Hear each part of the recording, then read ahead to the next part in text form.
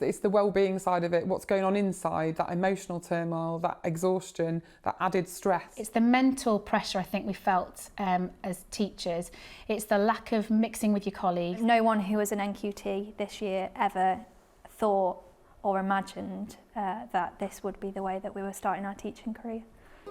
And this one's you. Beautiful. As a newly qualified teacher, Joy is learning fast about the extra challenges of school life during a pandemic, the added pressure on shoulders like hers. For me, it's important for children not to feel scared being in school, and however you're feeling on the inside, you cannot portray that to children. So even if I were to be scared of what's going on, the children need to know that they're safe. But the younger ones, they say things that make you realise that they know perhaps more than you would realise. So for example, the virus will be gone when we're grown up is something that I've heard, and it can be challenging to hear things like that, because children shouldn't have to be worrying about a virus. Here at Cooper Perry Primary in Stafford, financial worries too. The government says schools can claim for exceptional costs, but many, including this one, have asked and received nothing yet. The head teacher counting a financial cost of COVID. Extra costs for cleaning, extra costs for staffing. We've had monies lost through closure for after-school clubs, nurseries, lettings, additional resources we've had to purchase to make the bubbles work. When staff are off sick for isolation, all of those sorts of things have to be covered in school.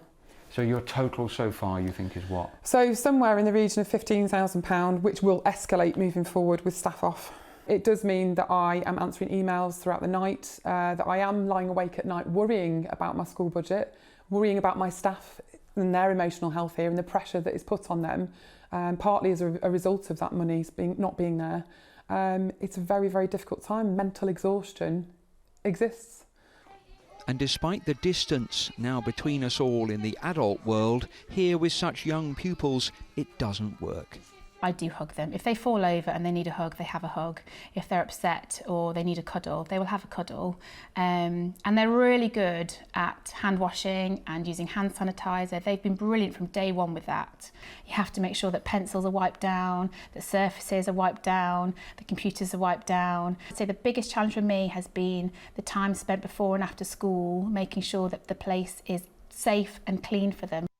Voices from one school, but experiences being shared by teachers around the country. Not even halfway through the first term of what could be a whole academic year unlike any they've faced. Peter Lane, 5 News, Stafford.